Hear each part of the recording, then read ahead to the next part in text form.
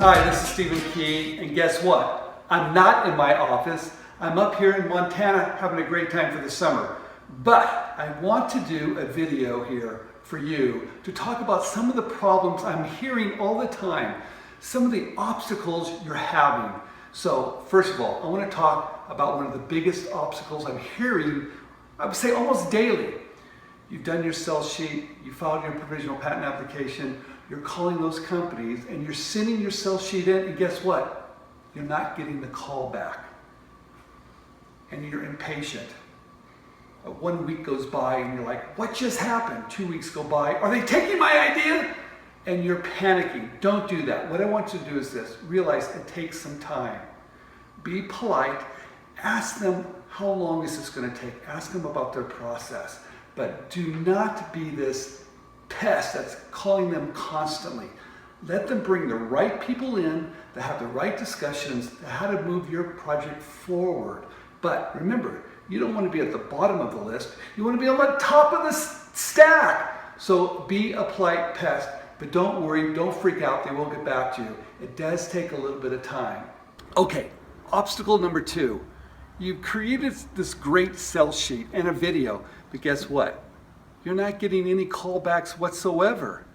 It's not, you know they got it, but they're not calling you back. It goes completely dead. Maybe your sales sheet is not communicating correctly. It happens all the time. So before you send it out to 15 companies, send it out to a couple first and see what the reactions are. See what type of questions they're asking. Then you might have to go back and revamp your video. You might have to go back and revamp your sales sheet. So get a read. The first thing I always recommend when you create your marketing material, show it to a friend, a spouse, and look and see what their reaction is. And if they don't get it, you might have a problem. Your sales sheet should be so simple that it should communicate so quick that your audience either gets it like this and can tell you yes or no, we're interested. So if you're not getting the response back from companies, maybe they don't get it, and that could be a problem. Hey, guess what? I'm up in Montana, and there's chickens here, and we have fresh eggs every single day. Now, I want to talk about another obstacle you think is an obstacle, is not. When a company says, hey, you have to have a patent, run from that company. Find the companies that don't require you to have a patent, because it's not about protection, it's about selling. Only those mega companies want you to have a patent. Everybody else doesn't care, and I'll tell you the reason why. Products go in and out of the market so fast, it doesn't matter if you have a patent or not. That's the truth, guys. So if a company asks for a patent, find another company. Don't try to persuade them. Don't worry about it. Don't go out and try to file a patent just because they say they need one. Find the companies that will embrace you. Find the companies that only require you to have a provisional patent application. It's called a PPA. And you can do one, but make sure you do one correctly. It's a fantastic tool, but you have to do it correctly. Write your provisional patent application that has value. And the way you do that is tell them everything you know at this particular moment, and make sure you have a lot of drawings. It's like putting together instructions of how you make something. It's really simple to do. All right. What's the next obstacle I'm hearing all the time? They won't sign my NDA. Oh, geez, everybody, I don't know what's happening. Everybody thinks that a company should sign your NDA. That's not going to happen. If you file a good provisional patent application, you shouldn't have to worry about it. Now, I'm not a patent attorney, and I'm not giving you legal advice, but I can tell you what I do.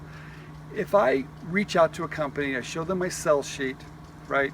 And then I keep on talking to them. And when they want more information, right? They want me to maybe show them my provisional patent application, or maybe they want me to show them how it really works.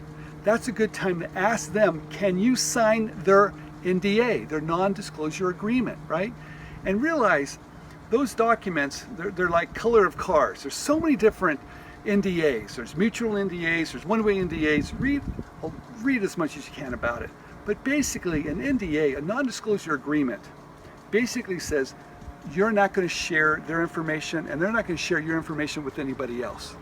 And that can be important in some situations, especially if you're worried about if you're worried about disclosing your idea, then yes, sign their NDA and make sure there's a couple more years attached to it. So it gives you more time to refile your provisional patent application. But the bottom line is this: you don't think this is going to be the one thing that's going to protect you. It protects them. It protects you from them sharing your information, right? So NDAs can be important, especially if you have trade secrets.